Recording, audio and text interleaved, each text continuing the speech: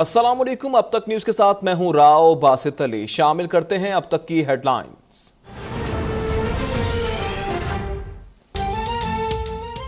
वज़ीर-ए-आज़म इमरान खान का supreme court से लेटर गेट की तहकीकात के लिए अदालती कमीशन बनाने का मुतालबा। वज़ीर-ए-आज़म की सुप्रीम कोर्ट में ज़ेर समाअत अस्खुत नोटिस केस पर कानूनी टीम से मुशावरत। ज़राए के मुताबिक वज़ीर-ए-आज़म के वकला आज सुप्रीम कोर्ट में तहरीरी जवाब जमा कराएंगे। अदम एतमाद पर डिप्टी स्पीकर की रूलिंग से मुतल्लिक अस्खुत नोटिस केस की समाअत। चीफ जस्टिस उमर अता बंदियाल की सरबराही में 5 रुकनी लार्जर बेंच समाअत कर रहा है। तहरीक इंसाफ के वकील बाबर अवान के दलाइल शुरू। समाअत के बाद मुख्तसर फैसला सुनाए जाने का इम्कान।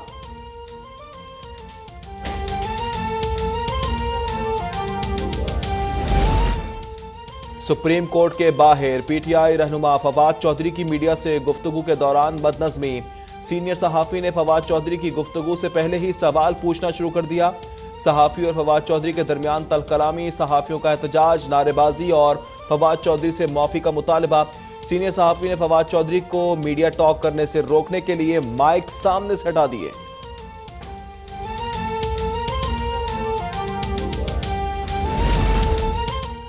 पंजाब असेंबली इजलास बुलाने पर डिप्टी स्पीकर और स्पीकर ऑफिस में ठन गई। डिप्टी स्पीकर ने वज़ीर आला के इंतखाब के लिए पंजाब असेंबली का इजलास आज शाम 7:30 बजे तलब कर लिया।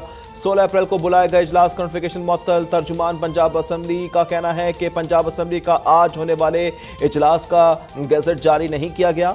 इजलास 16 अप्रैल को ही होगा।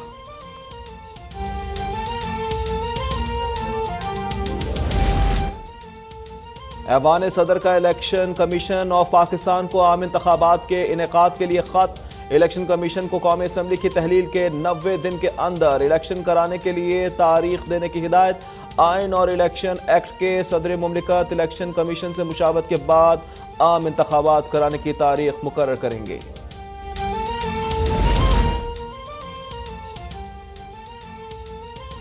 मुल्क में मुसलसल तीसरे रोज कोरोना से कोई मौत रिपोर्ट नहीं हुई। 148 नए केसेस की तस्दीक। गुज़िश्ता रोज 26,413 टेस्ट किए गए। मस्बत केसेस की शरह 0.5% रही। कोरोना के खिलाफ जंग में पाकिस्तान की कामयाबियों का एतराफ। अमरीकी महकमा खारजा की पाकिस्तान से मुतल्लिक ट्रैवल एडवाइजरी जारी कर दी गई। वेलकम नाजरीन, हेडलाइंस आपने मुलाहिजा की। बुलेटिन का बाकायदा आगाज करेंगे और खबर शामिल करेंगे। डिप्टी स्पीकर की रूलिंग के खिलाफ अस्खुत नोटिस केस। सुप्रीम कोर्ट में आज फिर केस की समाअत जारी है। चीफ जस्टिस उमर अता बंदियाल की सरबराही में 5 रुकनी लार्जर बेंच केस की समाअत कर रहा है। बेंच के दीगर जजेस में जस्टिस मुनीब अख्तर, एजाजुल एहसन, मजहर आलम और जमाल मंदोखेल शामिल हैं। तमाम दरख्वास्त गुजारों के वकला दलाइल मुकम्मल कर चुके हैं और आज पीटीआई के वकला दलाइल दे रहे हैं। इस वक्त आपको बताएं कि डिप्टी स्पीकर की रूलिंग के खिलाफ अस्खुत नोटिस केस है। सुप्रीम कोर्ट में आज फिर केस की समाअत हो रही है। जबकि आपको बताएं कि इस वक्त समाअत जारी है। चीफ जस्टिस उमर अता बंदियाल की सरबराही में 5 रुकनी लार्जर बेंच केस की समाअत कर रहा है और बेंच के दीगर जजेस में जस्टिस मुनीब अख्तर, एजाजुल एहसन, मजहर आलम, जमाल मंदोखेल भी शामिल हैं। तमाम दरख्वास्त गुजारों के वकला दलाइल मुकम्मल कर चुके। पीटीआई के वकला दलाइल दे रहे हैं। जबकि समाअत के बाद आपको बताएं कि आज मुख्तसर फैसला भी सुनाए जाने का इम्कान है। डिप्टी स्पीकर की रूलिंग के खिलाफ अस्खुत नोटिस केस है। इस हवाले से आपको अपडेट कर रहे हैं कि समाअत जारी है सुप्रीम कोर्ट में।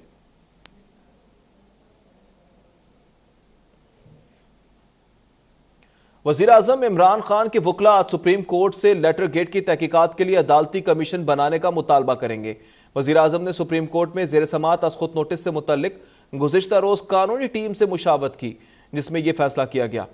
इस हवाले से हुकूमती वकला आज सुप्रीम कोर्ट में तहरीरी जवाब जमा कराएंगे। आपको अपडेट कर रहे हैं इस हवाले से मजीद कि वज़ीर-ए-आज़म ने सुप्रीम कोर्ट में ज़ेर समाअत अस्खुत नोटिस से मुतल्लिक गुज़िश्ता रोज कानूनी टीम से मुशावरत भी की और मुशावरत में ये फैसला किया गया कि इस हवाले से हुकूमती वकला आज सुप्रीम कोर्ट में तहरीरी जवाब भी जमा करवाएंगे।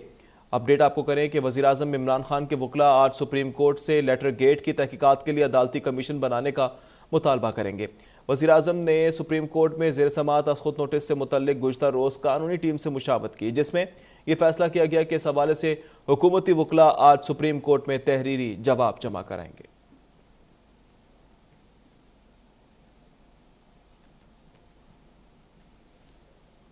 सुप्रीम कोर्ट के बाहर फवाद चौधरी और सहाफियों में तलकलामी हो गई। सुप्रीम कोर्ट के बाहर पीटीआई रहनुमा असद उमर और फवाद चौधरी मीडिया से गुफ्तगू कर रहे थे कि इस दौरान सीनियर सहाफी ने फराह खान के बैन मुल्क जाने से मुतल्लिक सवाल किया, जिस पर फवाद चौधरी ने कहा पहले बात मुकम्मल होने दें। इस दौरान सीनियर सहाफी ने सवाल के जवाब देने का मुतालबा किया, जिस पर फवाद चौधरी और सहाफी के दरमियान तलकलामी हो गई। इस वाक़े पर सहाफियों ने प्रेस कॉन्फ्रेंस का बायकॉट कर दिया और डायस से माइक हटा दिए, जिसके बाद फवाद चौधरी और असद उमर गुफ्तगू अधूरी छोड़कर चले गए।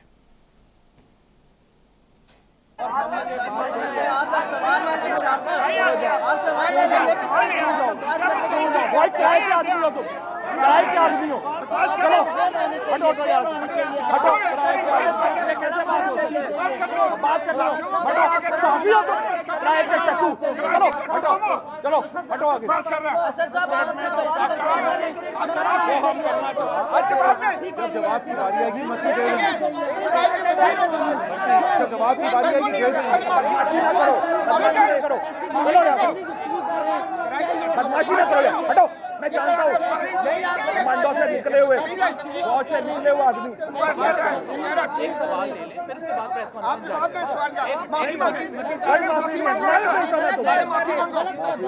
चलो हटो आगे, हटो। एक सवाल ले लें, कोई सवाल नहीं, कोई सवाल नहीं होगा, कोई सवाल नहीं होगा। हो पता है तुम्हारा, हटो, पता है तुम्हारा। अच्छा मत हटो, हटो हटो, पता है जो बोलना था, हटो हटो।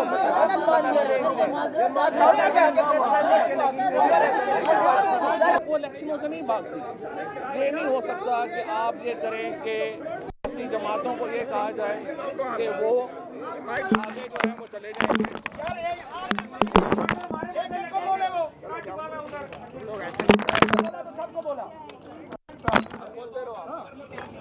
यूट्यूबर की बात नहीं है, यूट्यूबर टेस्ट ट्यूब सियासतदान है, तुम टेस्ट ट्यूब सियासतदान हो। आगे बढ़ते हैं, कुछ दीगर खबरें शामिल करते हैं। मुस्लिम लीग नून की नायब सदर मरियम नवाज ने इमरान खान को मिलने वाले गैर मुल्की खत को जाली करार दे दिया है। कहती हैं कि किसी मुल्क ने कोई खत नहीं भेजा। अगर इतना ही वो खत था और कोई साजिश थी तो आपको सुप्रीम कोर्ट के सामने वो खत को रखना चाहिए था, पाकिस्तानी कौम को वो खत दिखाना चाहिए था। और जो शख्स जिसका नाम इमरान खान है, चंद दिन कुर्सी से चिमटे रहने के लिए पूरे आइन को के ऊपर खुद कुछ हमला कर सकता है, पाकिस्तान का तमस्खर बना सकता है, तमाशा बना सकता है, आइन को तोड़ सकता है, वो ये बात अगर कहे कि मैंने इसलिए वो ख़त नहीं दिखाया कि कौमी सलामती का मसला था, तो मुझे तो हंसी आती है इस बात पे। पाकिस्तान का आइन 4 डिक्टेटर्स ने इतने बदतरीन तरीके से नहीं तोड़ा जिसने जितनी बेशर्मी से आइन पर हमला आईन पाकिस्तान पर हमला इमरान खान ने किया। आर्टिकल 5 की बात करते हैं आप, डेप्यूटी स्पीकर की रूलिंग की बात करते हैं। भाई वो डेप्यूटी स्पीकर की रूलिंग नहीं थी, वो रूलिंग ये कह रही थी कि मैं आइन को नहीं मानता। और पाकिस्तान के अंदर या किसी भी मुल्क के अंदर स्पीकर आइन के ताबे होता है, आइन स्पीकर के ताबे नहीं है। आज आइन के खिलाफ स्पीकर कोई हुक्म देता है तो आप उसको पार्लियामेंट की कार्रवाई कहकर उसको उसके अंदर नहीं छुपा सकते। वो एक संगीन जुर्म है, आइन में उसकी सज़ा वाज़े है, वो है आर्टिकल 6। तो या तो फिर वो ऑपोजिशन के 200 अरकान गद्दार हैं और जिनको वो रिप्रेजेंट करते हैं, जो कि 80% ऑफ पाकिस्तान है या 85% ऑफ पाकिस्तान है, या तो पूरा 85% या 90% ऑफ पाकिस्तान गद्दार है, तो या फिर इमरान खान गद्दार है। और ये कोई ऐसी बात नहीं कि बच्चों के खेलते खेलते कोई खिड़की का शीशा टूट गया जिसको दोबारा फिक्स कर देंगे। यहाँ पर पाकिस्तान का आइन टूटा है, इसकी सज़ा पाकिस्तान के आइन ने उसका तयन कर दिया है। और अगर ये प्रेसिडेंट अलाउ कर दिया गया पाकिस्तान के तारीख़ के अंदर, अगर ये एक प्रेसिडेंट सेट कर दिया गया और इसकी सज़ा मुतय्यन नहीं की गई, इमरान खान को आइन तोड़ने की सज़ा नहीं दी गई, तो कल को कोई भी आइन को रोनता हुआ पाँव के नीचे निकल जाएगा और उसको पूछने वाला कोई नहीं होगा। क्या स्पीकर अपनी रूलिंग से आइन की धज्जियां बखेर सकता है? क्या स्पीकर अपनी एक रूलिंग से आइन की धज्जियां उड़ा सकता है? और ये मामला असेंबली तोड़ने का नहीं है, ये मामला पाकिस्तान के आइन तोड़ने का है।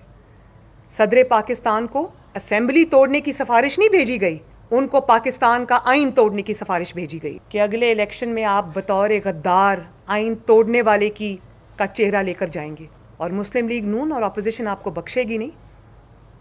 अगर आपको सज़ा ना मिली तो ये सज़ा आपको फिर पाकिस्तान के अवाम देंगे इंशाल्लाह। आइन तोड़ने का जो आपने अपने माथे पे लेबल लगवाया है ना, पहले नालायकी और नाअहली का बहुत बड़ा लेबल आप पर लग चुका था। आपकी पूरी ज़िंदगी इबारत है साजिशों से। आप कहते हैं मैं आखिरी बॉल तक मुकाबला करूंगा। आखिरी बॉल तक मुकाबला करने वाले की मैं अगर आईने में आपको उनका चेहरा दिखाऊं तो आखिरी बॉल पे तक मुकाबला करने वाली की असल शक्ल ये है कि जब अपने ही लोग भाग गए और ऑपोजिशन लेकर आई तहरीक अदम एतमाद नेशनल असेंबली में, तो वहां से भाग गया, असेंबली तोड़ दी, गिरफ्तारी के डर से भाग गया। मज़ीद खबरें शामिल करेंगे ब्रेक के बाद। देखते रहें अब तक।